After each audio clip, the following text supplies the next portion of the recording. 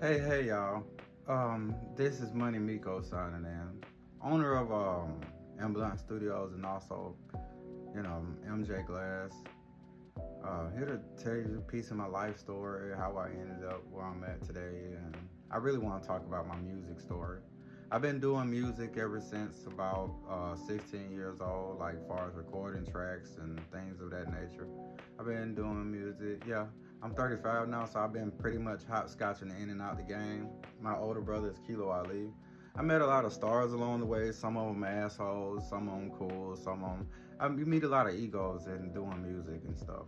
You meet a lot of egos, and like my first idea going in the game was like it's gonna be easy. I remember when my brother first like heard my music, and he was like, "You resemble Andre 3000."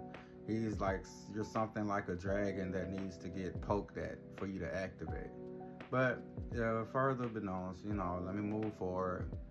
Music always has been like a part of my life because my mother, she used to have a lot of records and things of that nature. Like she had a lot of records. She used to play music all day, and she really didn't watch TV, so you'll mostly hear music for most of the time, like coming up in the household. And I grew up with a lot of sisters, so I would hear a lot of different flavors of music as I would be around the house, just absorbing that, taking in game, and having a good time with life, you know.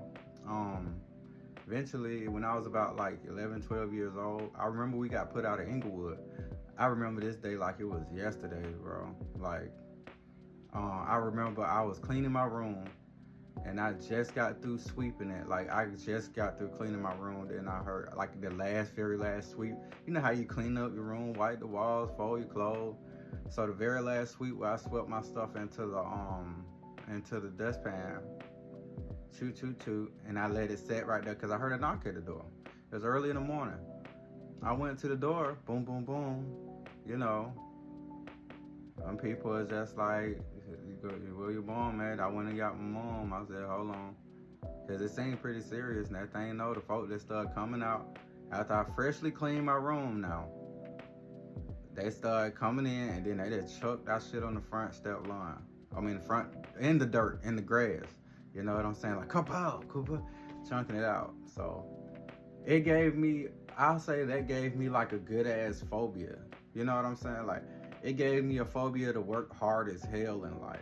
It gave me that type of phobia. Like, if you don't do nothing about it, you're gonna be, you get what I'm saying? It turned me into like a different breed of a hustler, like a monstrous hustler, I would say. Like, it made me be like, oh, I work my ass off before anything, of that nature happens to.